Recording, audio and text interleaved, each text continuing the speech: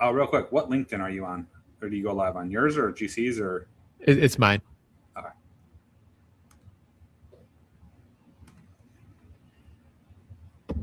Yep, it's straight up Chicago, Facebook, my LinkedIn, GC, YouTube, and my Instagram. So Sweet. all right, man. I think we are live here. So welcome to another week of Chicago Landlord Secrets, week number 20, episode number 21. Well, the lucky 21. So Tim, what's going on? Happy Friday. Thank you for moving this from Thursday to Friday to accommodate my schedule. I appreciate that. Yeah, well, you picked a good time to do it because I'm not sure I would have had power anyways. I guess that's where we can start. If you're not in the area and you're watching and you invest from afar away, we got hit pretty hard with those storms last night, huh? This week I heard. So I was out of town, which I love storms. So I was sad I missed it. I did get to drive through the 7 p.m. storm that hit pretty hard and actually produced a tornado out by us here in Bartlett. So I wasn't far from that, which was kind of crazy. It was the first time in my life I was kind of out and about when that happened. Usually I'm just standing in my front yard waiting to see something. But yeah, no, crazy storms. And I guess, did any properties you manage suffer too much or anything crazy? So we have a couple of power outages from Wednesday's storm. And then beyond that, we had one building where a tree, actually, so I guess two. We had one building where a tree on our property fell and hit a power line. Oh, and then we had one building where, to be fully honest, I still don't know what happened, but we had a car parked in our, it's uncovered parking, and the car got hit by something. We're still trying to figure out what the heck it was, but a Lexus got in and Pilsen got torn. The front bumper got torn off by some debris that flew through. So that's the two major damages that we got. How about you? Have you heard any yet? We haven't hit anything too crazy. Just a bunch of trees down, and we had some trees on power lines. I guess my question that we should share with the audience is like, when a tree falls on a power line, who is really responsible for that? Like, what do you guys do as a team, or what would you recommend a landlord do if a tree falls due to a storm? So there's a few different steps on this, right? One is we're not doing anything until ComEd clears everything, right? So do not go out there. Do not try to be a hero and see if you can get the power back on. Except those are live wires and very dangerous. So until ComEd gives the all clear that we can go ahead and do something, we're not doing anything. The second part, right, is okay. ComEd clears it. You're good. Where was the tree? Because if the tree is on the, what's it called? The parkway, right? If it's in front of your house, that's city property in most places. And you don't own that tree. And therefore, when the lightning hit it, you're not responsible for any of the damages. But if the tree's in your backyard or in the front yard behind the sidewalk or in front, I guess we'll call it behind the sidewalk, right? That's legally your tree. So that's the second part where it matters is whose tree is it? Is it the city or is it yours? So if it's your neighbor's tree and it falls in your yard, how do you handle that?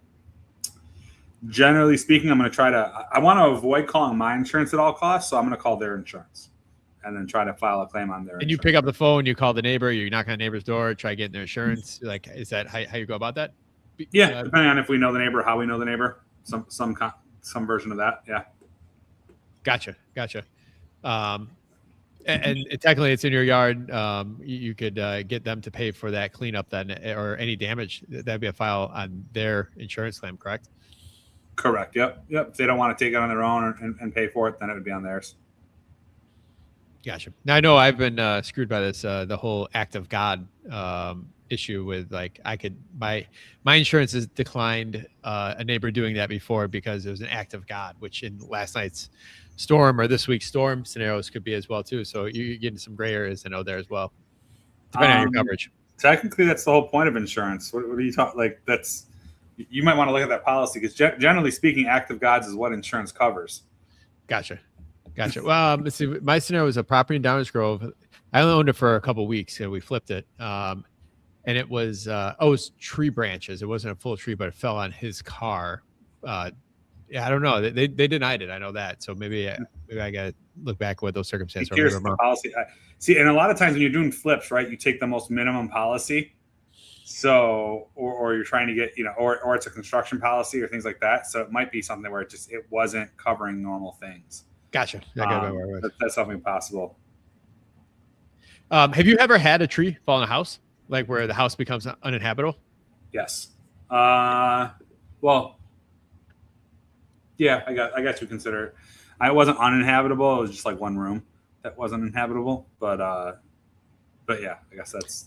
Yeah, we had a tree fall in a house. It would have been like equivalent to like the living room in the middle of the house. It kind of went right through and poked right through the attic and everything. And the tenant, it probably was uninhabitable, but no matter what, the tenants made a big enough stink to go somewhere. But that was a handful of years ago. But that's where I learned that it's not my responsibility to pay for that. You could if you want to, as a good person, but it's technically that's where their renter's insurance comes into play. And that should cover them going to the hotel for 3 nights while that tree gets lifted and maybe the house gets bandaged up for permanent repairs.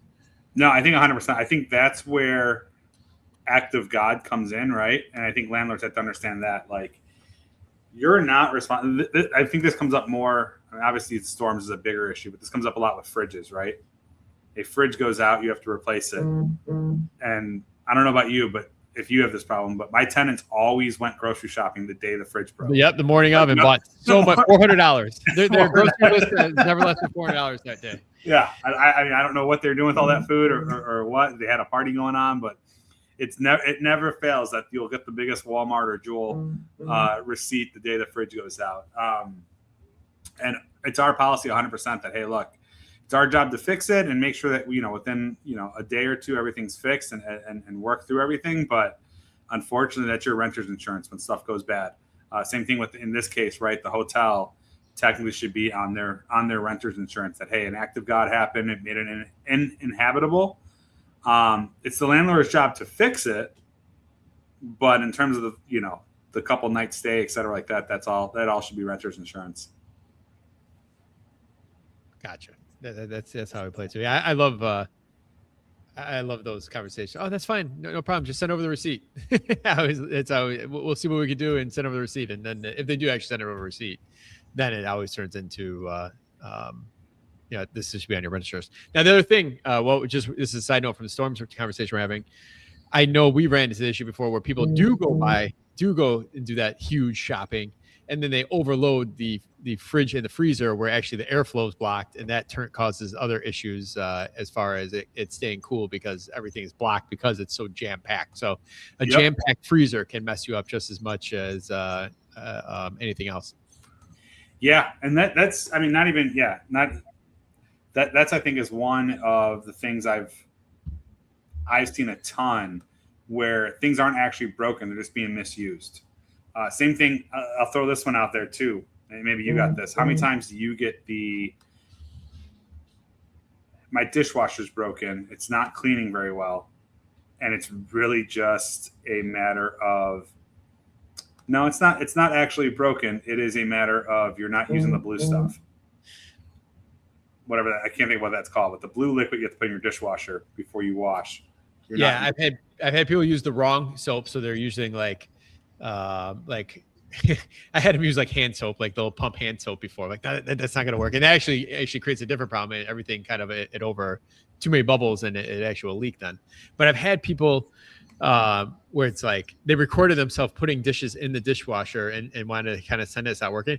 But they literally were taking it from the table to the dishwasher. Like they still had meatloaf on it. Like it was like everything was bad. I'm like, you still have to like at least rinse it off and throw the garbage away before you put it in the dishwasher. Like that's you will not get optimal results if you're taking it right from the dinner table to the dishwasher. Yeah, no, 100%. So I think that's a big one, man. There's a lot. I think there's a lot, especially if you're not. I don't notice this until you start traveling a lot or until you start talking to. We have investors that are out of state, but Chicago's unique. The way that we build our houses, the stuff that we have. I had someone from California. We were talking about gutter cleaning and stuff like that, which, by the way, if you haven't done it this spring, I guarantee you you're going to start getting clogged pretty soon here because we've had a ton of storms and a ton of debris fly around. But, where they're in California, they don't even have gutters. So like I had to explain that. So there's things that you have to explain to people how to use things, and especially tenants. Hey, this is how a dishwasher works. Have you tried this? Or the other one, which I don't recommend putting garbage disposals in rentals, but if you do, having the tenant reset it before you send someone out. I do think garbage disposal is one of those things that it ends up being like a price point. So we don't have it down to a science or anything like that, but it starts having an expectation of like you get over a couple grand of rent a month, the people are going to want that. But to your point, yes, I always say that garbage disposal either has one or two things: either A, it's fried out, or it's the tenant's fault for the most part. And it might or the tenant put bones down it. Yeah. So it's one or two things: either it's shot or it's the tenant's fault. And we always try to talk them through that, because there's that tool I got in my car, that little $9 tool that you put down there, it unlocks it or whatever. And we always encourage people to, if you think something you could put down there, go put that tool in there, because that's all we're going to come do, and we're going to charge you for it. So yep. Actually, that's a good thing that we can go into really quickly. Charging back tenants. What's your guys' policy on that? On when something's wearing? How do you determine that something's wear and tear versus it's something that the tenant's fault? I think chargebacks during at the end of the lease is a lot cleaner to measure against normal wear and tear versus like inner in the middle of the lease. Because if a door comes off of the slide or whatever, it's like maybe we just did turnover. If it's a couple months in, maybe we didn't put it on right. So you want to give them the benefit of the doubt. But now if it happens again, it's like, all right, well, your kid is throwing the basketball or soccer ball against that. So I think you look for signs and make sure you document it and make sure you share that back with the tenant. I think that the thing that I see investors do, they go overboard with trying to charge them back, and then the tenant just never calls in a work order again. Yeah. But the other thing I think I see people do is they hold those chargebacks to the end and maybe say, well, I'll hold it from their lease that I had to go out and fix it. It's like, no, charge it back right away. Collect that now. That way you still have the full deposit at the end too. Now, and when it comes to the city where no one's collecting deposits, I think it's even more important to do it real time, because you at least stand a chance to get them to account for that. So, but to answer your question, it ends up being, it's got to be pretty blatant damage for us to go and do it. I think, what a lot of our chargebacks end up being for, and, we take over a property as you do, and maybe you didn't change the unit lock for that, and you can't get in, and you go out there and they're going to be there between 1 and 3, and you go out there, no one's there.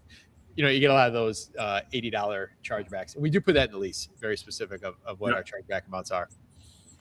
Which a reminder for everyone watching, starting January 1st, things like that actually have to be on the first page of the lease now. So even things that are, because I think everyone read that initially and knows like, okay, my monthly fees have to be there on the first page. But it also includes things like lockouts and, hey, if you miss an appointment or we can't get in, or you have your dog uncaged when we're supposed to be there, and the vendor has to come back, we're going to charge you for that missed trip or that trip fee. All those things have to be on that front page with that new law, the new Illinois law. How do you handle tenants wanting to be home for maintenance? Like maybe it's not as convenient. You get your guy out there between 10 and 11 in the morning, but they're like, I get home from work at 3. I want to be here. Like, how do you handle those conversations? Yeah, I think there's two variations of that, right? There's what I consider an emergency, which is there can be damage done to the property. So you got something leaking and it's leaking downstairs, and the tenant below you is getting water because we have to fix it. At that point, we're saying, hey, we're coming in. You can, if you want to be there, then take off work, and this is what time we're coming.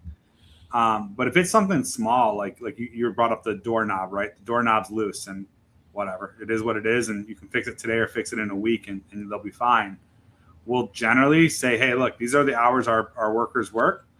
Find the day. If you want it to be 3 weeks out, it's not going to hurt anything, but we're going to document that conversation saying that we are waiting because the tenant doesn't have time yet. So we'll come when they're ready and the tenant knows, hey, this is the appointment we have. But if it's something like water or, something that's damaging the property or unsafe for the tenant, mold or something like that, then we're going to post notice and go in. Or if it's active water, we're just going to go in. Nice. I think the bigger we keep kind of dovetailing here, which is not a bad thing.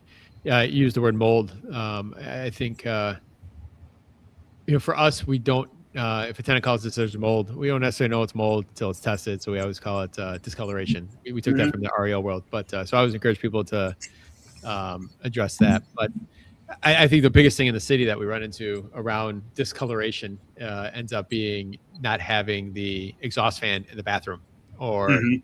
where you really have to depend on the tenant to open the window or make sure they're wiping down the shower. How do you handle against that with the older buildings? Because it's tough to put in exhaust Yeah. fans and properly vent them and all that stuff. How do you handle that? I mean, in a perfect world, I'm putting them in. Obviously, that's going to cost the owner some money, but it's going to save eventually. So if it is able to do that, we're trying to. But in a world that's not, I mean, we're probably going to give them, maybe once a year we'll go in and do a check-in, or do it like, hey, we can make sure that this has kills on it or something like that if it needs to be. If it's something that's getting super moldy, but at the same time, we're warning the tenant that, hey, this is being caused because you're not opening this window. And so, we just had one that in like a 6-month period, it was like 3 times. At that point, going back to chargebacks, right? We've already warned you. This is now, you're not using the shower right, for lack of a better way. You're not opening the window. And so it's being caused by you. So we're going to charge for that trip. Yeah, it's a tough conversation because it is pretty expensive to retrofit one in. And here's the thing: I just stayed at what I would consider a high-end beachfront rental that had an exhaust fan in it, but it showers in a separate little cubby room and in this nice master bedroom overlooking the ocean. And I look up and there was discoloration on the ceiling. It's like, Mm-hmm. oh man, like even in a beautiful unit like this with an exhaust fan, it's tough.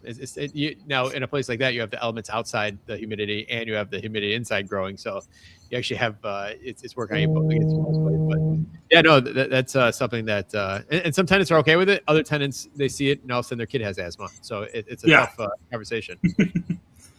Yep, no, 100%. And I think that's what it comes down to, right? It's hard to, when you have your house, it's your house, and you're going to take better care of it, right? You're going to make sure that everything's open. When you're a tenant, or in your case, a hotel guest, like, it's even when you have a fan, if you don't run the fan, it doesn't help.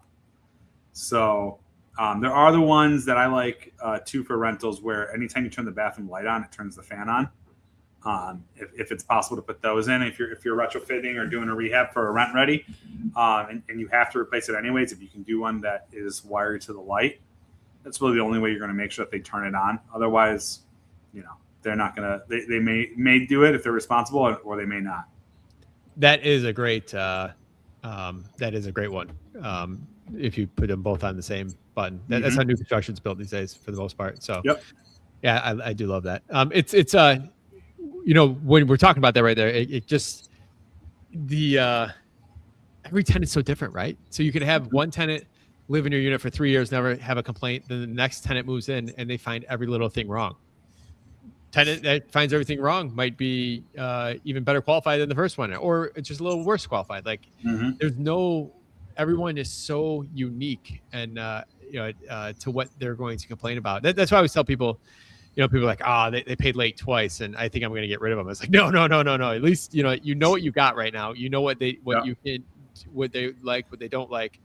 You go put someone, the risk of the unknown is you can have someone that pays every single month, but they also put a work order every single month about something silly that in the end of the day, they're pushing hard and you just have to go get it done. So it's always crazy sometimes you just work with tenants and deal with a late payment here or there, or, maybe they throw a couple parties in the summer for family birthday parties and you get a couple complaints, but they pay every month.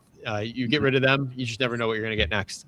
Could be better, but could it be worse also? And usually the latter is how that story plays out. So we're real familiar with Property Meld and the owner, and he does a lot of data stuff, which is that's our maintenance program for those that watch. And so when a tenant puts in a maintenance request, that's where it goes. But I was watching him back in April when we were out in New Orleans, and I agree with you. I think 20% it is a personality thing, right? There's just going to be 20% of people that are just going to be more picky. But the data that he brought up, which I think is good for owners to realize, is when a tenant moves in that first week, if something is not perfect, if something is obviously broken, they start looking for other things that are broken, and that continues for the whole year, right? Like that becomes a thing that if they walked in and the apartment's fully cleaned and there's no dust anywhere and all the lights are replaced and everything that they use is properly working, that's why the turnover I think is so important. The odds of them putting in work orders for little things is very low. But if they walk in and you're missing a light bulb, as silly as that sounds, and they have to put that request in right away, all of a sudden their mind goes to, this apartment has issues. I need to be on the lookout for it, and I have to, psychologically, I'm going to keep putting in these work orders. So I think it's a big thing on that turnover. Yeah, that's huge. Early in my career, out of just like you work with anybody client wise, I'd have these clients who are like, yeah, no, I'll do all that once the tenant moves in. It's like, man, like the person that's going to see this place and accept the condition it's in, or accept you at your word that you're going to come fix this, that's going to probably be a lower quality. Don't get me wrong, maybe they're the perfect person and they're just super trustworthy, but those people don't exist that often. These people are going to be on you. If anything, you're going to get someone that's less qualified because they just don't have any other options. And now you are, you're kind of trading one problem for another. Just do the damn work up front, clean the place, and have it smelling good for the day of moving. So. Yeah, and the last thing I'll throw out there on my high horse of maintenance is we get the owners that you replace a shower cartridge, right? When you do that, you got to put a hole in the wall. You gotta your takedown tile, depending how it is, just to get to the cartridge. And then you have for just to make it easy, you have a $20 cartridge and you have a $100 cartridge. The $20 might last 2 years. The $100 is going to last 10. That extra $80 you spend is going to save you $300 every 2 years because you don't have to break into the wall. So use sometimes spending money. It's not I think too often people look at like the cheaper at the time versus the cheaper over the next 10 years as you own it. And that's a huge mistake for investors.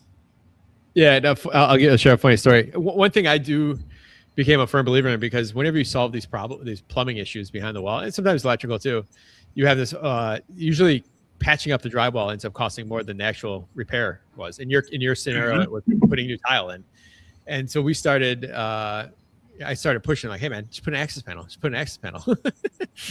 And you put a nice little 12 by 12 access panel somewhere discreet. It's not bad. I actually walked into one of our kitchens like after, call it maybe 6 months after I started pushing the idea. And again, the whole thing is like, one, if I have to get back in there, two, how can I save clients money on this repair? Yeah. And then three, it's just, if there's problems, easier access, which I think was number one. But I walked in this kitchen and there had to be like 6 access panels in this kitchen that we were trying to solve. We took over this property, had a whole bunch of lead pipe issues to convert it to copper that went wrong. Like the guy that they hired for the copper just messed everything up. But it was the ceiling was all polka dotted with these squares everywhere that I had to go back and kind of put rules around how we do it. But either way, access panels, obviously you can't put an access panel in the tile, but if you ever have access to the wall behind the shower where you can change out the cartridge from there, you put that access panel in there, and then you never have to worry about going back and open up that wall. I actually don't know this answer, but I wonder if you could put an access panel and then somehow line up the tile to where it still opens. Yeah, I asked that question before, and they just said you end up running into it's just too hard. Not mathing out. Fair enough. Yeah, I never tried it. I'll throw this story out there. This is me buying my first house with access panels as a if you're buying something. Generally speaking, the reason there's an access panel is something was broken at some time. So I bought my house that I live in now, and like 3 months later, there was like drips in the basement.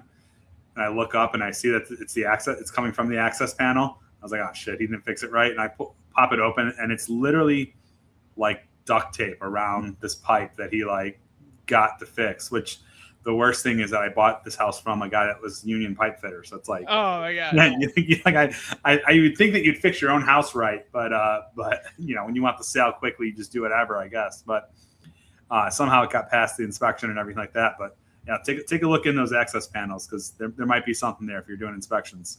Yeah, it definitely means there is access needed for some problem to solve. So that's hilarious.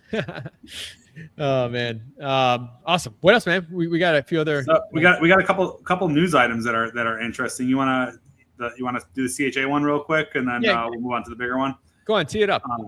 So apparently, one of the ex heads of CHA is being indicted for taking close to $500,000 in kickbacks for the contractors that the CHA was using on their buildings. So, welcome to Chicago, right? I feel like that's what you hear all the time, and you know, some people I don't think it's real, but man, that's how this city operates and this state. I think sometimes is, you know, if your cousin becomes governor or mayor, all of a sudden you can start getting jobs, especially the way our bidding systems work. So was it a pure pay to play in the sense of one, you know, you give me this work, I'll keep getting this work, and you kick me back money? I think it was a thing of like how much. Like, so it was like, so she made close to 500,000, like 400 something. Wow. But she gave the company that she was getting the money from like something like, was it 5 million or 10 million? I think it was like 10% or whatever. Yeah. So like, maybe 5 million of work.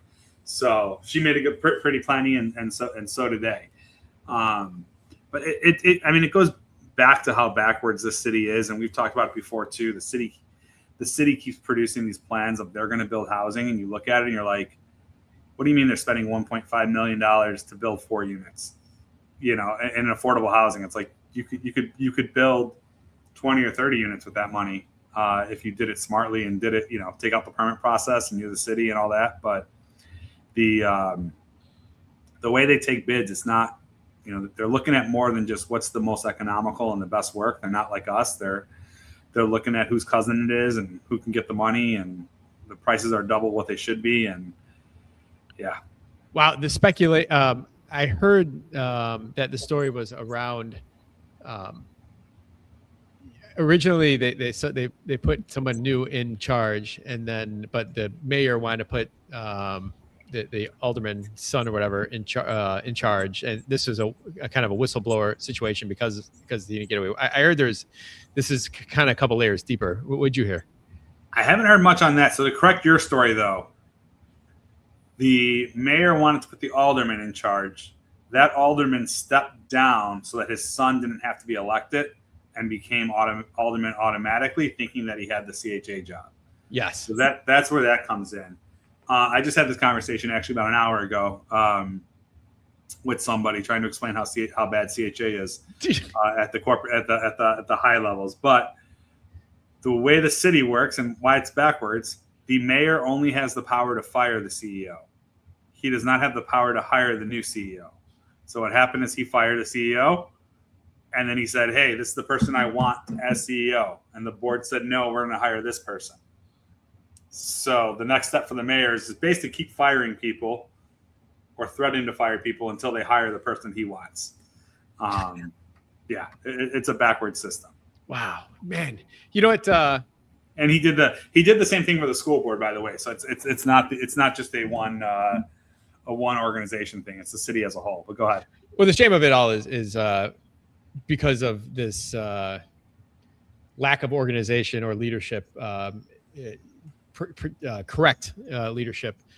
You know, we all try to become CHA landlord participants, and it just makes our life more difficult.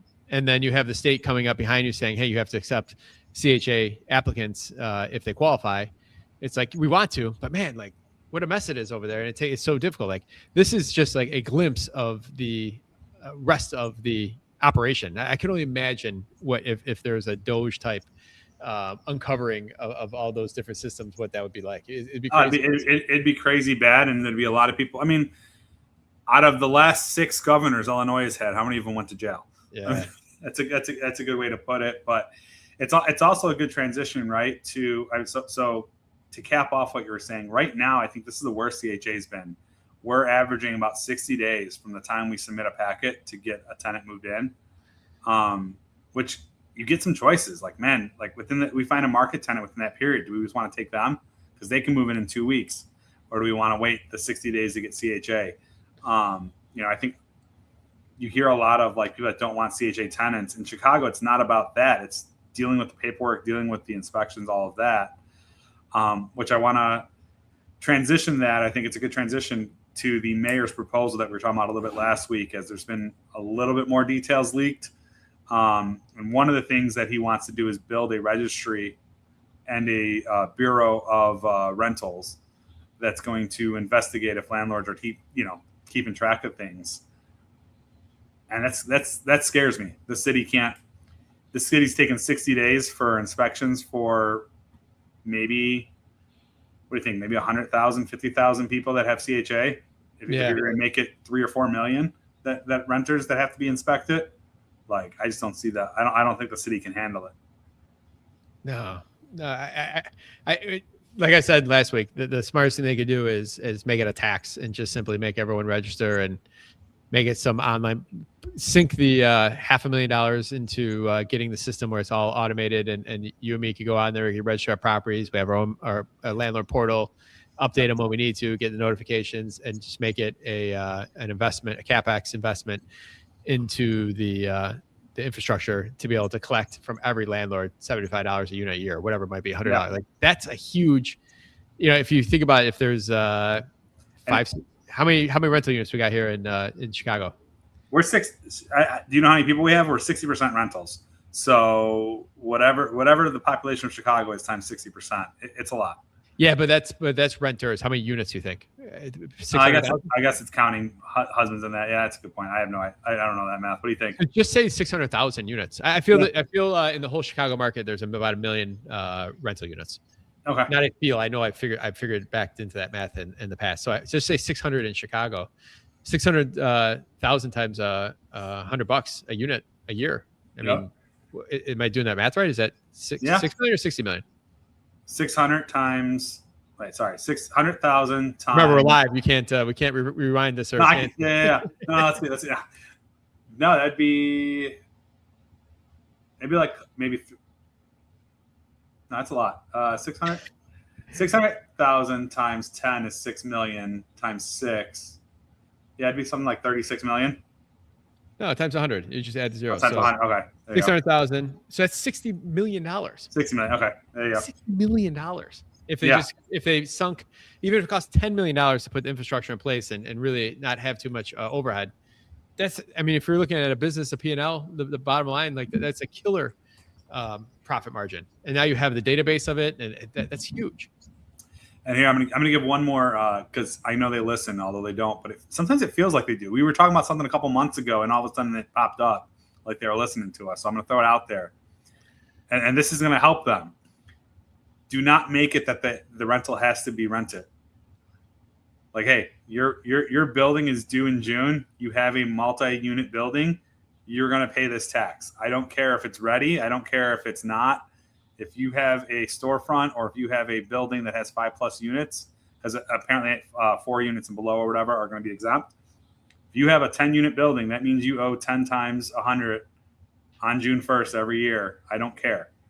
Like, don't make it that complicated.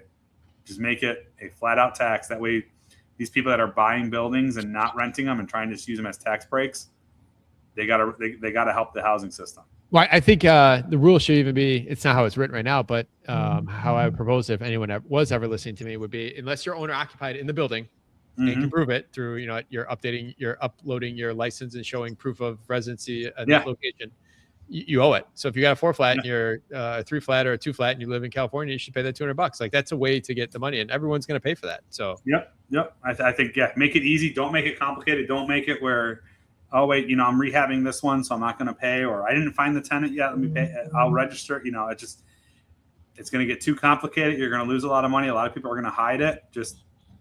We did a tax search. You have 4 units. You owe us $400. Yes. Call it a day.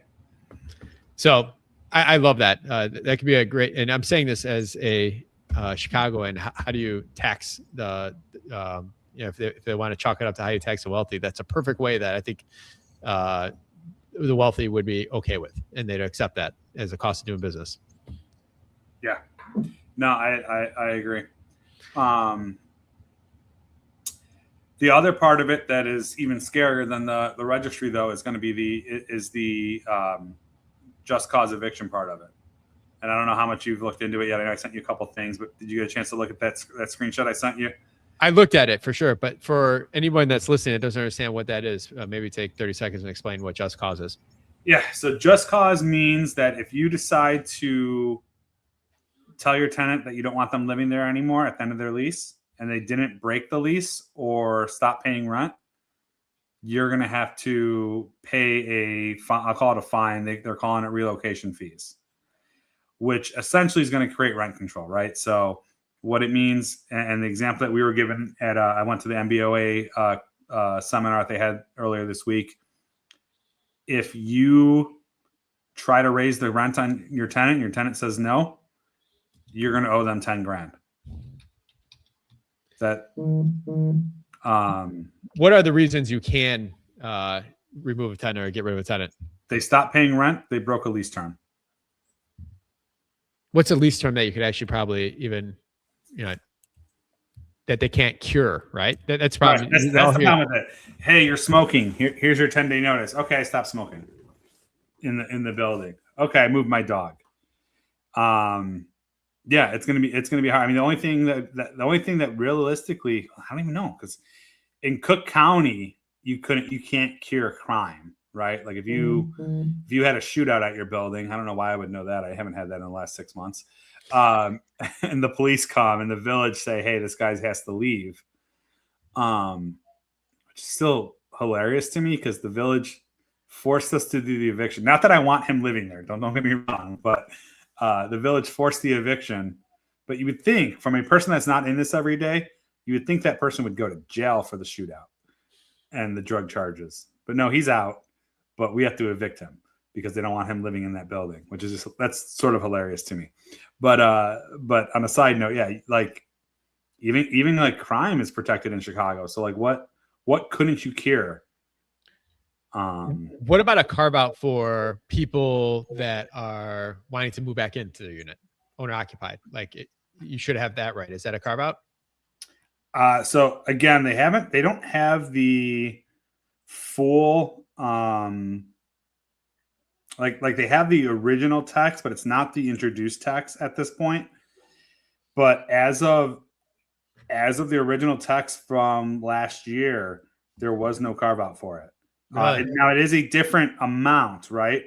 So 3 months rent if you want the owner to move back in.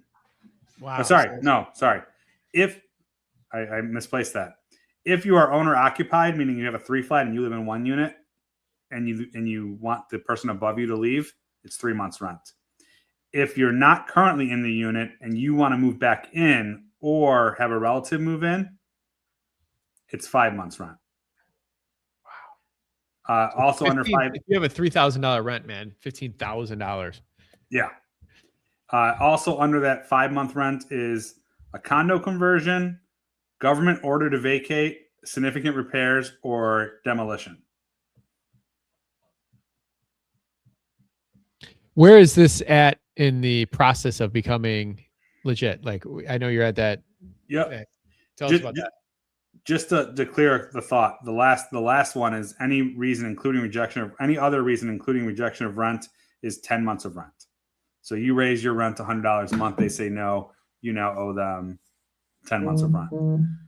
That's you would not be able to raise rent in this scenario, or maybe I understand what you just said. Yeah, no, exactly. No, you understood it right. If you can request to raise rent, but if the tenant says no, you have to pay them 10 months of rent for them to move out. Wow.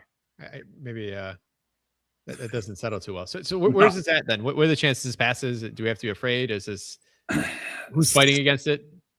So I mean, I think any landlord, any MBOA is fighting heavy against it. CAR, Illinois Realtors, etc., are fighting hard against it. So this is really a last, like, I mean, again, that's how politics work, right? This politics, unfortunately, I think has become a game of how do I stay in power and not actually help people, a game of how do I help people. So the mayor just lost the Bears. He's spiraling. He's got an election in February that most predictions say he has a 0% chance of winning. This is his last ditch effort. And the scary part is, instead of going the normal way to try to get the majority of city council to have to approve it and all that stuff, he's pushing it through the housing committee, which is about 3 or 4 of his friends, to try to push it through without having to go through the normal channels. So there's a pretty decent chance that some version of this gets passed. The question is, we just don't know what version. Wow. That's gonna be crazy. When would this come to vote, I guess, or how fast can this come to vote? We've heard MBOA was talking on Monday that they've heard that it might be next. It was supposed to be last week, but now it might be next week. So the problem is, so here's the thing, right? A lot of it has to be done in front of the public. So what do they do when they have something that's not going to be, that they know is going to get a lot of backlash? They keep moving the dates around, so you don't know when to show up. And then all of a sudden it's done at, 9 a.m. on a Thursday that you didn't know about because they announced it at 8 a.m. on Thursday. Jeez. So they're moving it around, trying to find the right time that they can push it through and have the right people not there and et cetera. So it could be coming to a vote in the next few weeks here. Well, I put in the comments, mboachicago.com. Anyone wants to go on there and learn more, at least follow this, you could sign up for their newsletter, and they're definitely making people aware. Or if you're a realtor, CAR is putting out stuff. Make sure you have your notifications set up, or those emails coming for when they need you to step up and say something. So anything that's any positive news before we wrap here, Tim? Positive. Well, if you don't have anything positive, it's a beautiful day. Yeah. There's still tons of opportunity to invest here in this great city, great suburbs. It's warm. The storms are over. It's definitely a swimming weekend. So. All right. Well, anyone that has any questions about your specific situation, feel free to reach out to myself or Tim. If you have ever questions about tenant placement or full management, you can reach out to Tim or myself as well too, and we will love to help you. Tune in each week. If you have topics you want us to talk about here or things you want us to cover, we're always happy to do it live, or feel free to reach out. We'll go over anything you want with it privately. So thank you guys for following us and sharing. And Tim, we'll see you next week. Have a good one.